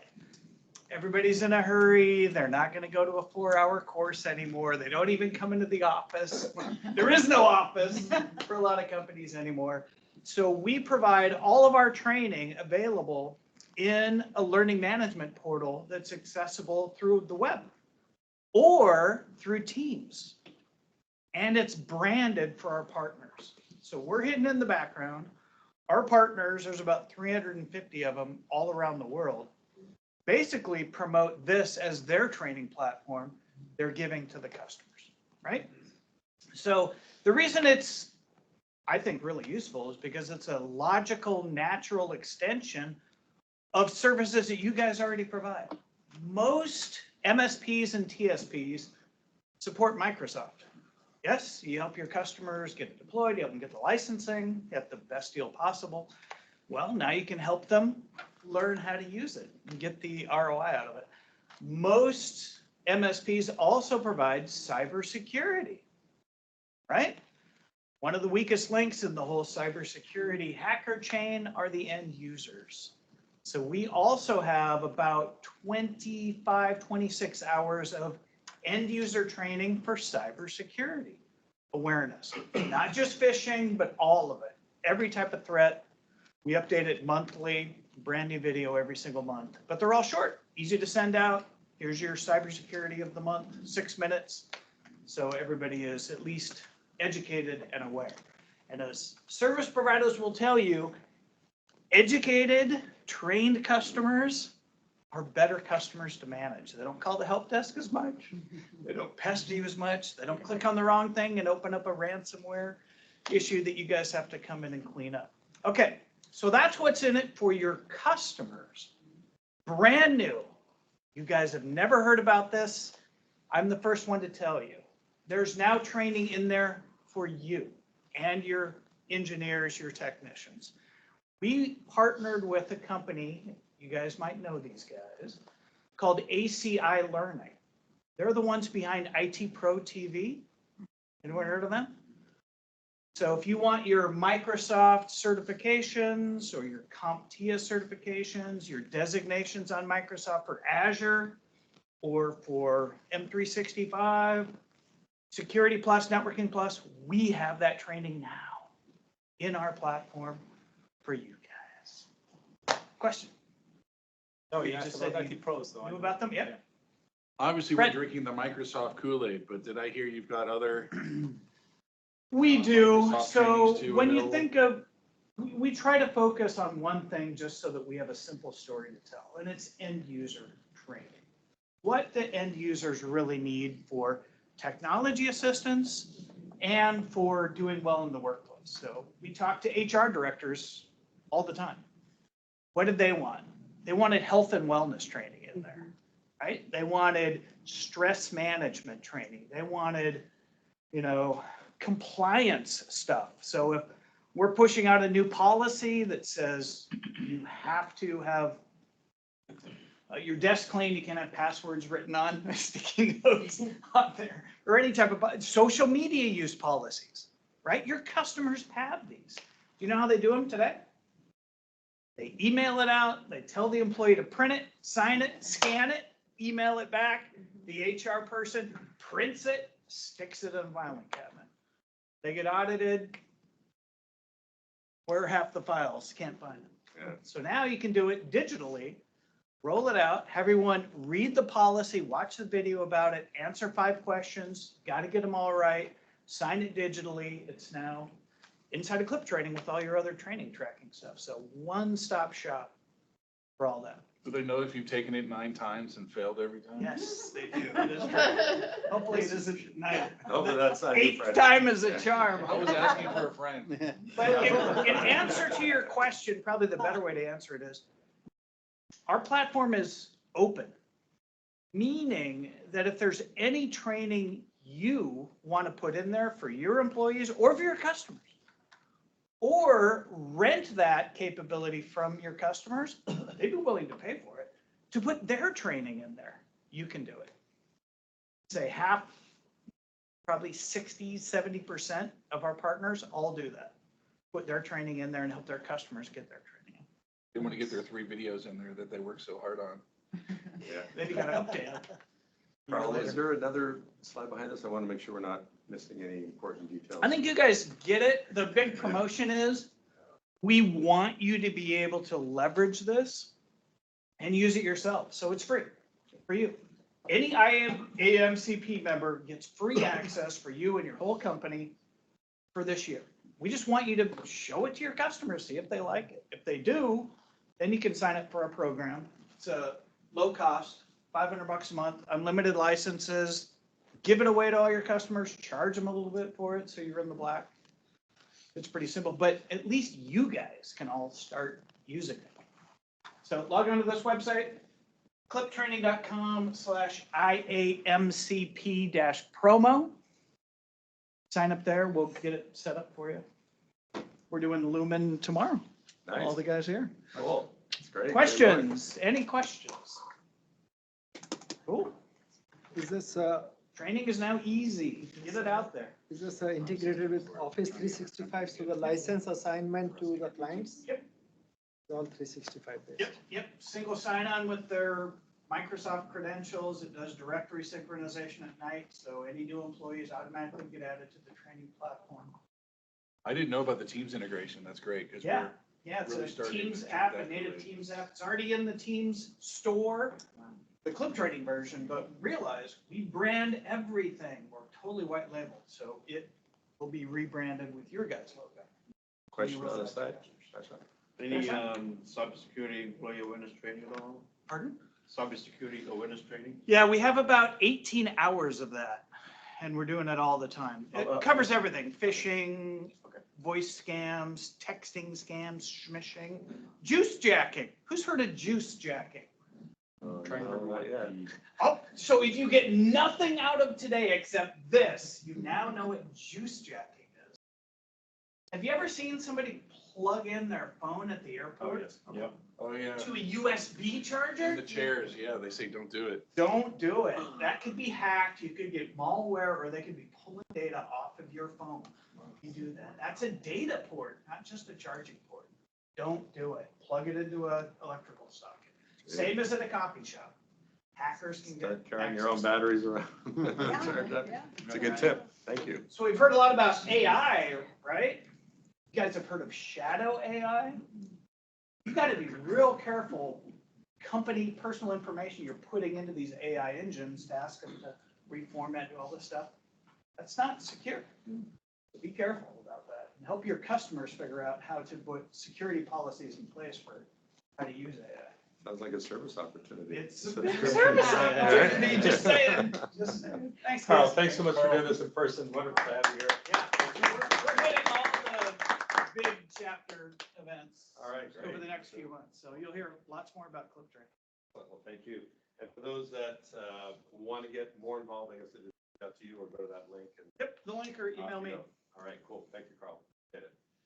So we're at a point where we get to know each other a little bit better. For those that have not gotten to meet everybody, we have a 20-second introduction opportunity. I thought it'd be nice to start with our remote folks since they've been patiently waiting, starving, no lunch, no coffee. So let's see who's out there that may be remote. Darren, if you can go on screen, and we're going to make you. Sure. So I'm Darren Somo from Greystone Technology. We're a managed service provider with offices in California, Colorado, and New Jersey. We are a large Microsoft partner, a lot of infrastructure, Azure migration, cybersecurity, et cetera. We also do web development and hosting. So anybody has any needs, please feel free to talk to me. Great, thanks, Darren. Ro, are you still online with us? I am still here. Darren, if you could turn your camera off just for a little bit, for a second. Go ahead, Ro. Hi, everyone. Ro Kolakowski, Citrix Consulting, SharePoint Teams Specialist. Obviously, we do a lot of work in SharePoint, but sometimes the trick is getting your right information into SharePoint. So lately, we've been doing a lot of middleware programming, integrating a lot of different external systems, external application service provider data flowing into SharePoint to kind of light it all up. So SharePoint Specialist, call me if you need any help. Great, thank you, Ro, appreciate it. Anybody else online that we haven't heard from? Okay, great. Well, why don't we go? Everybody else kind of moved on. Let's see if I can get the camera on the R. We just left that. There was like 25 people. Right. I thought I saw more. Oh, I highlight. That's cool. Thank you for all. Might go on camera. Yeah, there's more one. I'm trying to get this sheet. Yeah, seriously. Any tips on that? That's the only one they're seeing. It's not just managed service, it's not just a way to put something to make something happen.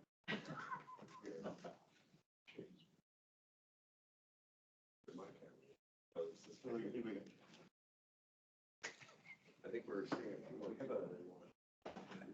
like Inception.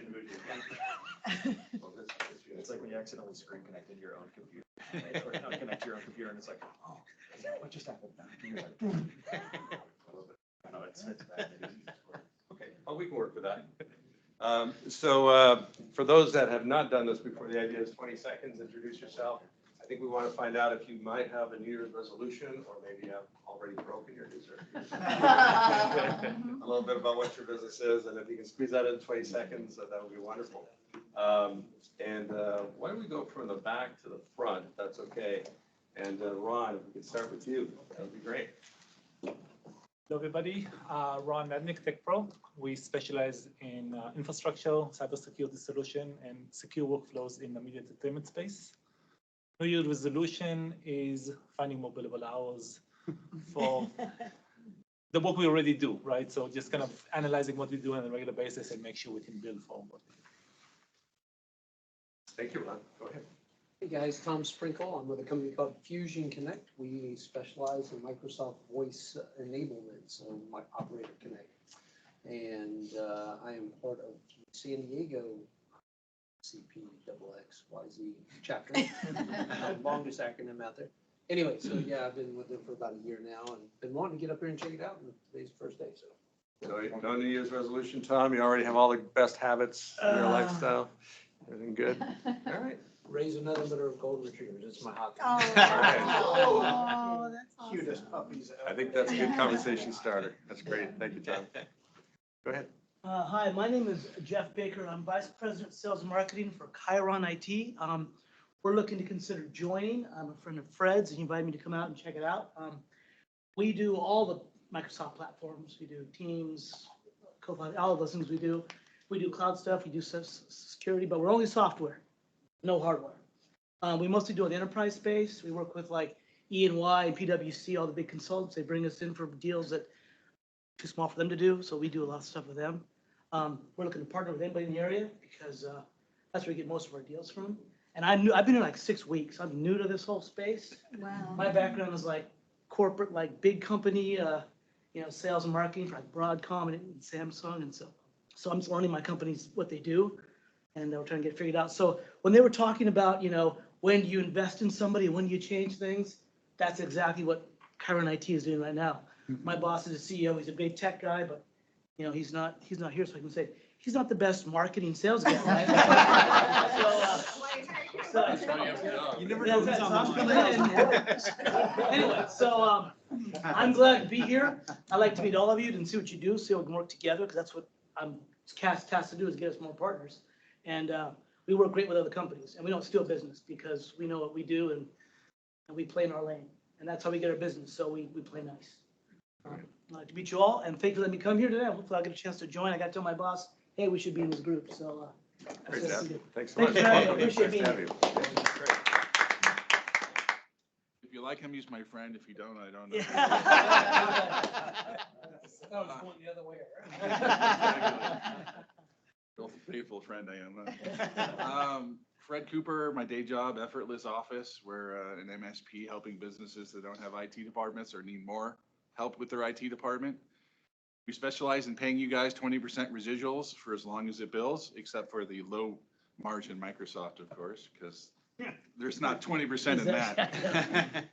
But I've been closing $30,000, $40,000 deals, so those numbers get up pretty high in the referral department. So any of you can be those referral partners, and it doesn't have to be that big. I focus 25 to 2,500 users. Can be more, but it doesn't have to be. New Year's resolution, I've been joining more nonprofit boards, so I'm looking to be even more involved this year. So if any of you have charity money that you have or want to match or looking for good charities, I'm also working with Ronald McDonald of Orange County. I'm working with Chalk of Orange County. Would love to help you with your company matches that you're trying to do, or if you have money to give or time to give, we would love to have you help out. So thank you very much. Thanks, Fred. Great. Good plug for Sharpuri with Pegasus One. We do custom software development, mostly with data and AI. New resolution. Yeah, I'm working currently with a bunch of high school kids and counselors in community college to start hopefully a nonprofit for helping kids apply for colleges. Wonderful. Keep it happen. Great, Tushar. Thank you. Nice idea. Manish, why don't you start? Manish with. Thank you. Sorry. Hi, Manish Bansal with Fifth Square. I think I know many of you, and good to meet some of the new members here or potential members. As Fifth Square, we're focused completely on data analytics and corporate performance management, so budgeting, planning, forecasting, anything to do with financials as well as data. So that's what we do. The new resolution for me is to buy my time back. Been working crazy hours, and this is the year that I need to see a shift as I cross the half-year mark. Great. Thank you, Manish. And we'll need everyone's help. And well, after you I think we'll brainstorm on that. Including yourself and Krista and Eric, everyone. So thanks, Manish. Eileen. Hi, everyone. My name is Eileen Dewar, and I'm with Engage PEO, and we work with small businesses to help them with everything related to human resources, the payroll, workers' comp, and we can provide Fortune 500 company benefits. Yeah, so my New Year's resolution is I sold my home last year and bought my forever home for cash, but I have a giant capital gains tax due this year, so saving cash to pay it off this year. That's it. Good for you, Eileen. All right. Got it. Had to make the jump. William Pook, eTop Technology. We're a managed provider, and so we're very focused.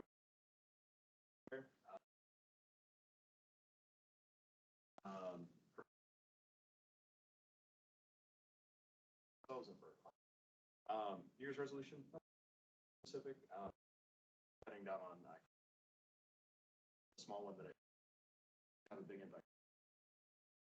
Thank you. Sugar. Yeah. I like that one. I will state that my New Year's resolution. I don't think I've been that successful in it though. So, yeah, that's a challenge. Thank you, Ashlee, so much for inviting me. We met at the last SMB Tech Fest, and it was really good. For those who haven't been, it was really a wonderful opportunity to meet so many of us who are typically, in the same boat, doing the same things and having those great conversations. So I really enjoyed that. Thank you for inviting me, Ashlee. I am with a company called Global Conductor Solutions Group, and what we do is provide IT services, HR services, accounting and finance, payroll. We do a great deal of ERP implementations, business transformation, primarily in the automotive space. One of our biggest clients for the last 17 years, Toyota. I've also worked projects for Johnson & Johnson, InfoSec, for those in the cybersecurity space, InfoSec and DR. That's a big hairy deal coming up too. You know, we got the old stuff, we got the new stuff. But those are some really cool projects that I've been a part of as well, along with so many other CHOC. I've worked projects and provided them IT solutions at CHOC, City of Hope, so many, in many different verticals, insurance, farmers insurance as well. So I could go on and on, but I want to thank you again, Ashlee, for inviting me. This is a great group of people. The information given today was incredible. Yeah. So I thank you all too, who decided to feed us more information about sales and marketing. That was fantastic. You know, thanks again, you guys. I had a wonderful time, and I'll see you guys next week. All right, looking forward to it. Thank you. Take care. Jason Price, I am a longtime listener, big fan. I'm usually on that side of everything, but I am here today. And that leads to my resolution, which is to get out of my cave this year. I feel like I've been living working at home has all the benefits, but you forget who you are from time to time. So it's really good to see all you guys in the flesh. I'm with Sears Strategic Solutions. We deliver adoption and change management for Copilot, business apps, and modern work. And speaking of that, the reason we've had our head down is because we just got our modern work designation. So thank you. Totally stoked to officially be one of you all. Any resolutions you want to share with us? It's to get the hell out. I'm here, man. So now we're in his pajamas. Yeah, right. If you have actually a suit coat and, yes. I'm here. I'm here. Yeah. My Probably name want is to share a Carl personal Sands. note, yeah. You guys know I work for it's easy. Who? Yeah. So New Year's resolution was similar to yours, better work-life balance, but I had to figure out what to do with that time. You can't just look away from your computer and just stare out the window. Yeah. So I came up with a goal to read more books. But what kind of books? So I had to pick a category, right? So I picked American true stories. Oh, wow. Here's a couple tidbits for you guys. Did you know in 1921, the richest people in the world per capita were here in the United States? Do you know who they were? No, not single billionaire guys. A group of Groups. people, Oh, the immigrant richest groups? group of people in the world per capita. Yeah, the railroad, exactly. Native Americans, this Indian band in Oklahoma. Really? Yes. There's a movie about Their that. land rights found oil, and they were swimming in cash. They all had 10 cars, Cadillacs, chauffeur drivers, the whole 9 yards. They wrote a book about it that was made into a movie recently that's up for Academy Awards. Have you guys heard of the Killers of the Flower Moon? Yeah. The Apple series. It's their story. Wow. Interesting anecdote about the same story. It was the start of the FBI. That was their first big case, was figuring out what was going on there. And the guy who led the case, J. Edgar Hoover. It was their first case. He was only 26 years old. Second one, if you don't like crime history type of stuff, this one is called The Secret History of Wonder Woman. Oh. Did you know that the guy who invented Wonder Woman during the Great Depression, he was out of a job, he's a professor of psychology. He came up with a comic book idea for this, strong female archetype. You know, the one power that she had was this little rope thing? Lasso of truth. The lasso of truth. He was the same guy that invented the lie detector test. I kid you not. That was the guy that invented Wonder Woman and gave her the belt because he came up with the lie detector test. Wow. I see some History, right? future flip clips coming on You're there. gonna have to put some clip training on that, but two very interesting, fun books to read. Carl, maybe an opportunity for you to load content. Oh, yeah. Yeah, like, I'll give you my reading list next time we talk. Go ahead, Ashlee. Right back to Yeah, folks over here. Ashlee Duenas heard a lot from me today. Your current and newly elected Vice President, also the WIT Network representative for Southern California. But I work at MW Partners, Director of Business Development. We are helping specifically this community with their solution designations. So if you're looking for contractors to bring on billing and we're wanting to hone in on infrastructure security, we can help you do that. But if you are looking for hard to find, technically skilled contract to hire, or direct hire work, that is our game, and we do it incredibly well. And then we just created a sister company, Neoteric 365, which is in the retail dynamics space. So just launched a few months ago, and I'm taking leads for the other side. So if there is anything, and maybe dynamics or ERP, but retail is not really your thing, maybe we can do some partnering and learn a little bit more. But thank you, everybody, for today. It's been great. Oh, New Year's resolution. Have your bottle. So this is my husband, he'll talk next, but we have 5 kids and could not get through the holiday season. We were sick all the time. There's events I couldn't make. It was like never ending, just illness. So I was doing research and I started AG1, Athletic Greens 1. It has all of your pre-probiotics, multivitamins, mushrooms, everything, not the fun ones. One scoop a day, and so far energy's up, metabolism, all of it. So we shall see, but that was it. It's AG1, I think. I think it's just Athletic Greens. Yeah, it might be that. But so far so good, and yeah, we'll see how it goes. So here's to health. Thank you. Hey everyone, Mario Duenas. So I work for the Partner Masters. They've heard of us, and essentially what we do is demystify how you best.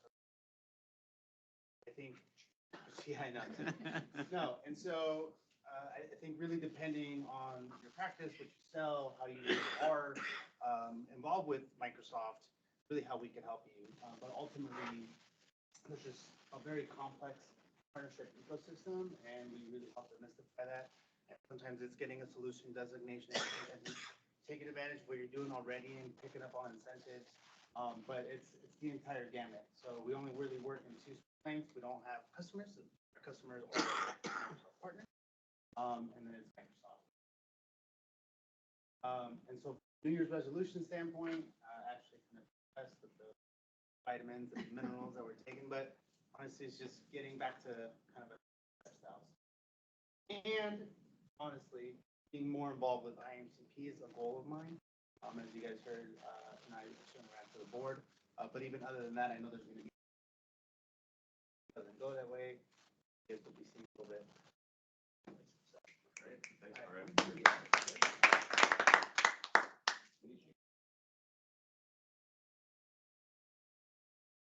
Moving.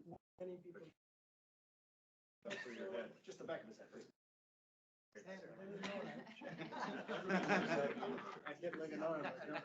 can come up here if you want. Please go up. So I was swimming. There was 2 lanes occupied. I just took the 3rd lane. Lanes were taken by the Partner Masters. AI lane was open. Last 2-3 months, we have been head down working on the new marketing campaign on the AI SaaS offering. We are going to come up in February, March, and that will be good for all of the IAMCP partnering. So that's what we'll be looking forward to. And still, we are doing the data consulting, so AI and data. So as far as New Year resolution, it's just launch the new product, SaaS, be happy, and then I want to save money, so I'm going to set up a lot of lunch meetings so you guys can feed me. Go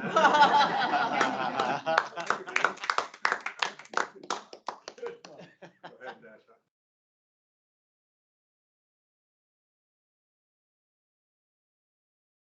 Everyone, Ashlee Patel with the Aegis Innovators.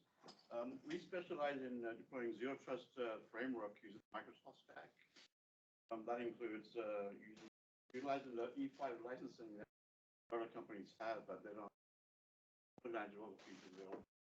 That includes Intune, all the Defender products, obviously E5 for and Defender endpoint, Defender for cloud, and so on. We have several products in the app stores, thanks to TPM's assistance in getting those products into market. And then we also have our two solution designation of modern work and security. We also have three products that are coming out to market for the partners as well as clients. The Integrity Manager, one as a service. We have several assessments in there. New Year's resolution is to use one from last year where I was spending more time with family, actually going out to different states and working weeks, staying with family. Then resolution this year, I'm actually looking to go to New Zealand and Canada to work there for 2 months. Oh, The whole group. Oh, no, we'll get back into IAMCP meetings. Right.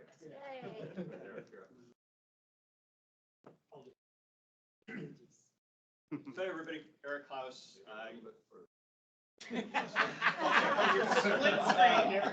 So great to see everybody again. It's great to see a lot of familiar faces as well as some new faces. So thanks everybody. As I mentioned earlier, Eric Klauss, I'm with Saxon Global, saxon.ai, if you want to find us online. As I mentioned earlier, we do a lot of work in areas of process automation, AI. We have a Microsoft Copilot assessment that's available free for clients. So definitely looking to engage with partners. And if you've got clients who are interested in Copilot and AI, we'd love to have that conversation with you. As far as New Year's resolutions go, so I have 2 of them. Every year I set myself a goal, and for people who've known me for many years, I'm a swimmer. So I get out and I'm usually out there swimming on a regular basis. My goal for this year will be to hit 5,900 meters by June. So I got a little ways to go. Yeah, that's always push myself just a little bit further every year to get out there. So this year will be 5,900. My other big one though, is similar to the one that was mentioned earlier about getting out among all of you and doing more in-person networking. So as I touched on when I was talking about earlier, we did 2 years of COVID, and then I dovetailed onto that 2 years working in the enterprise space where, to be honest, there wasn't a lot of value for me in IAMCP. My clients in that space were quite literally Johnson & Johnson, Best Buy, those types of organizations. And so I pulled back a lot from IAMCP and a lot of the in-person type of networking here locally that I would have been doing. So my goal now back at Saxon Global is to get back out among the community here. So you're going to see me next week. I will be out at TechFest, and I'm going to be working to find other opportunities and other places to get back out and engage more with this community and some other communities as well. So, thanks all. Thanks so much. Okay.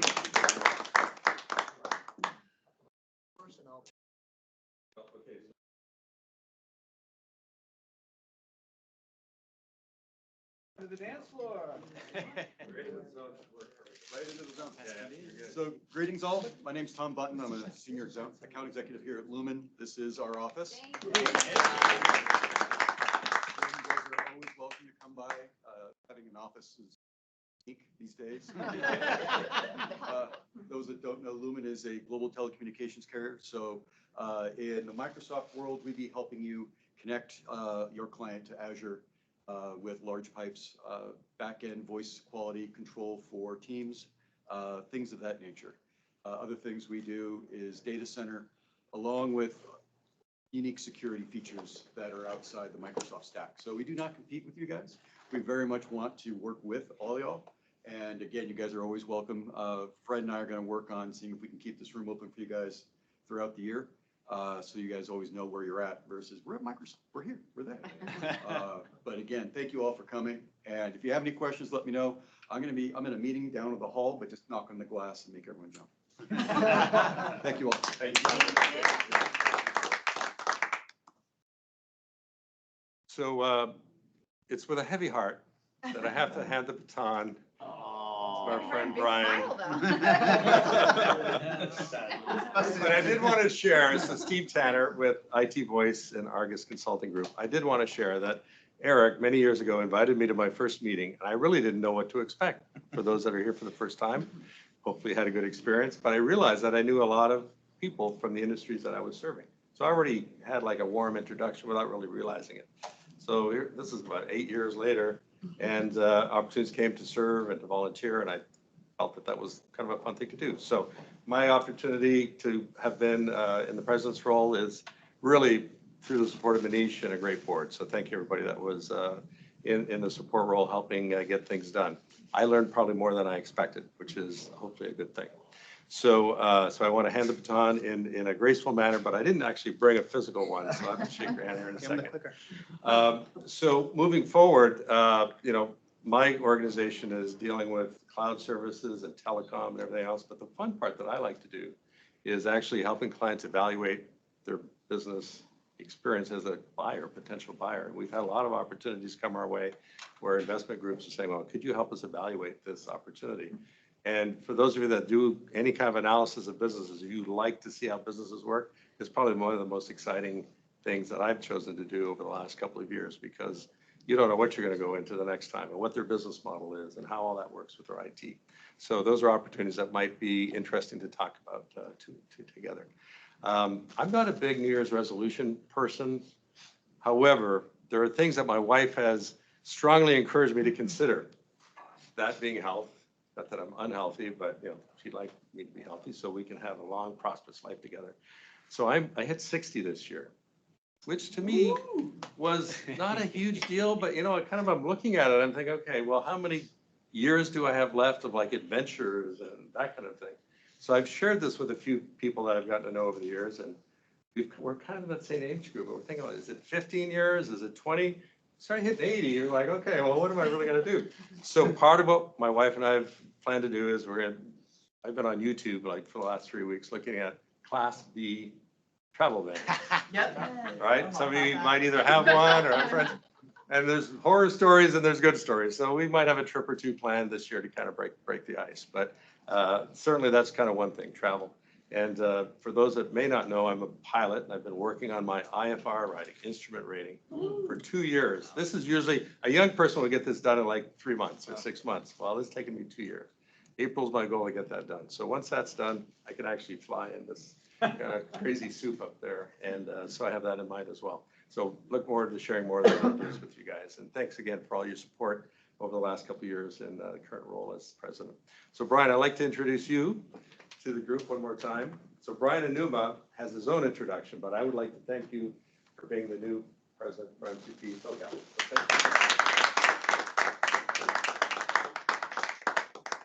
So The baton can be the remote. Oh, it could have been. And the con. Thanks, Brian. Oh, you want one more? Okay. Thank you. Very good. So I wanted to go last. So this is sort of this transition. I don't have the lift. Official memo. Yeah, exactly. All right. So I'll be brief. First of all, a company, I would normally say a company is this group, which I was planning, however, really true. I mentioned in the previous meeting that now painfully unemployed for 140 years.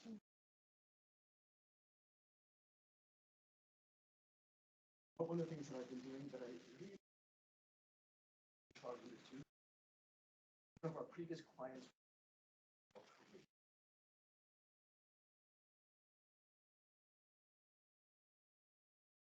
after my exit.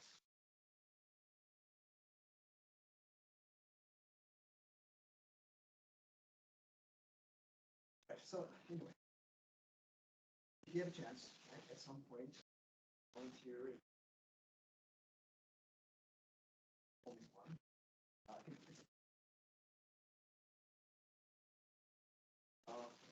And I become friends, so I want to know a little bit about.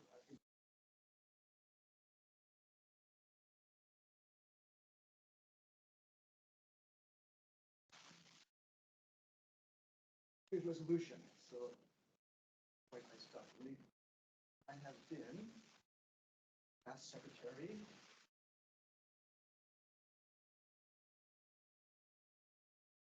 How many years?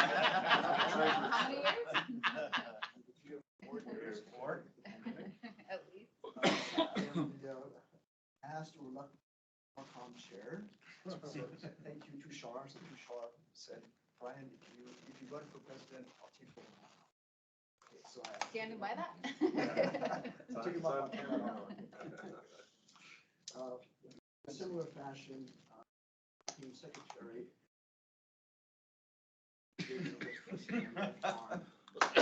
Lo and behold, I became secretary. But the same thing happened in Denver, right? So Eric on my right side, Eddie on my left side, and okay, now, New Year's resolution. My New Year's resolution is to be past president.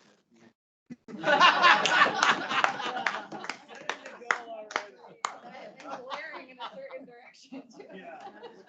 February. Message received, sir. That was one of the things I mentioned. Right, so, is that my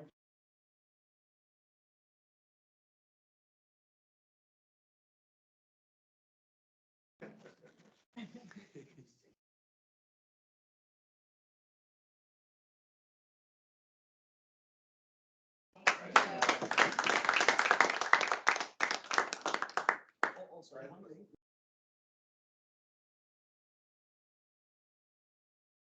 Was there a question? I don't know if I missed it, but did we talk about what we're kind of toying with the idea for formats this year where it's every other month and all that? Yeah. The April, June, we're secured. We're gonna do March as the mixer and we're. Another question? Not so much a question, but I just wanted to say that, since I'm the voice behind several of these in here. What many of you may not know is that behind the scenes, this chapter has existed, and it was touched on earlier around the golf tournament, but this chapter is entering its 15th year. So this organization has had some really great past presidents. I am part of that club, and we are a club. We call ourselves the Hall of Past Presidents, and we serve as advisors to the current president. So Steve has had the benefit of having the Hall of Past Presidents work with him over the last couple of years. But I wanted to introduce the Hall of Past Presidents. Newest member now will become Brian Enuma. Brian, all of us who have been our past presidents continue to serve the current president, and we look forward to continuing to do that and engaging with you. So we'll make sure we get you looped into the regular ongoing calls that we have. And anytime that the hall is available for you, we can help you, please let us know. Great. Not alone. Not alone. Thank you. That's good feedback, Eric, and I appreciate that. So for those of you that have a comment, just want to let us know how you enjoyed today. That's what this survey is and behind us. So while you're working on that, Brian, sounds like you have something you want to share. Okay, very good. Right. So this is credit to Gene Terzevitz. So Gene, if you're watching this, one of the things that we had done in previous meetings was to create meetings between the meetings. So roll call Klauss was the first one to tell you that this. We had done it in a very structured manner in previous years. Under Eric's guidance, we had not done it quite so structured. This is my idea. So I've given you all a playing card. Basically, this numbers 1 through 6, essentially. All right. So if you have the number 1, the ace, you can find other folks in the room that also have aces. I got an ace. If you have twos, a 2, go and find other folks in the room that have the deuce. And likewise for the other cards. And then the idea behind this is that if you've got a bunch of 4s, right, or a bunch of 3s to talk to, schedule a meeting between the meetings. In other words, meet once more before 3. Okay, thank you. Who are the deuces? So for those that were not aware, there is a value. I guess the survey will get. We'll need to do a picture. Scan, I would love to connect between the I wanted to connect. My business card's all read out, so this is my personal card, but my cell phone's still good. Okay. My email's still good, but it's not my company card. No worries. I need to get you some notifications, right? That work. Do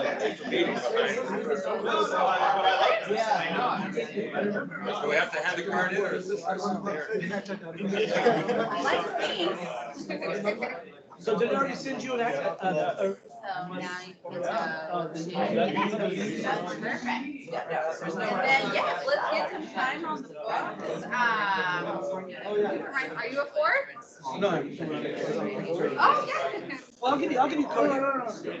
I've got a million of these cards. Okay, all right.